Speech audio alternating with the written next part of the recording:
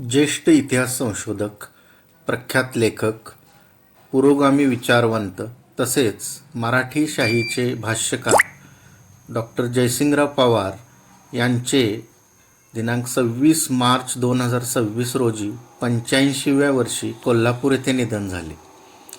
Doctor Jaysingrao Pawar यांना भावपूर्ण श्रद्धांजली.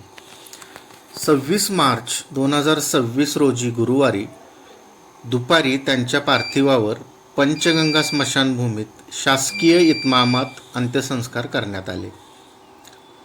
यावेळी कोल्हापूर पोलीस दलाच्या बँड पथकाने सलामीची धून वाजवली आणि 3 बुलेट फायर करत डॉक्टरांना मानवंदना देण्यात आली. यावेळी कोणतेही धार्मिक विधी न पार पाडता रक्षा शेतात विसर्जित करण्यात येणार असल्याचे पवार कुटुंबियांनी जाहीर केले आहे.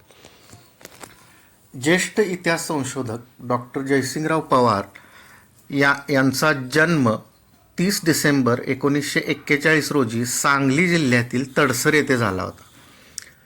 राजाराम कॉलेज कोल्हापूर येथून त्यांनी MA शिक्षण घेतले आणि 1982 साली शिवाजी विद्यापीठ कोल्हापूर येथून PhD पूर्ण केले होते.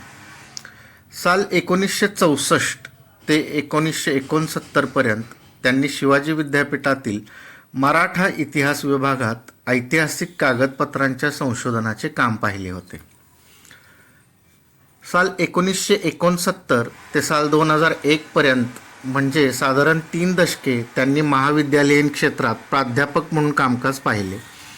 ते अतिशय विद्यार्थीप्रिय प्राध्यापक होते. त्यांनी महाविद्यालयीन विद्यार्थ्यांसाठी MA 20 क्रमिक पुस्तके लिहिली आहेत.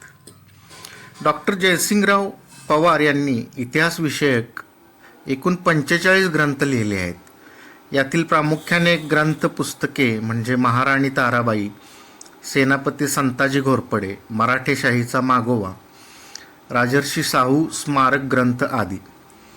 1992 साली महाराष्ट्र इतिहास प्रबोधिनी संस्थेची स्थापना करून त्यांनी संस्थापक संचालक म्हणून काम पाहिले होते. शिवाजी विद्यापीठ शाहू संशोधन केंद्राचे 2007 पासून त्यांनी कामकाज पाहिले आणि महाराष्ट्राचा इतिहास, राजर्षी शाहू चरित्र तसेच कोल्हापूरचा पंचखंडात्मक इतिहास इत्यादी ग्रंथांचे संपादन केले. 2009 साली डॉक्टर जयसिंगराव पवार यांचा तत्कालीन राष्ट्रपती प्रतिभाताई पाटील यांच्या हस्ते गौरव करण्यात आला होता.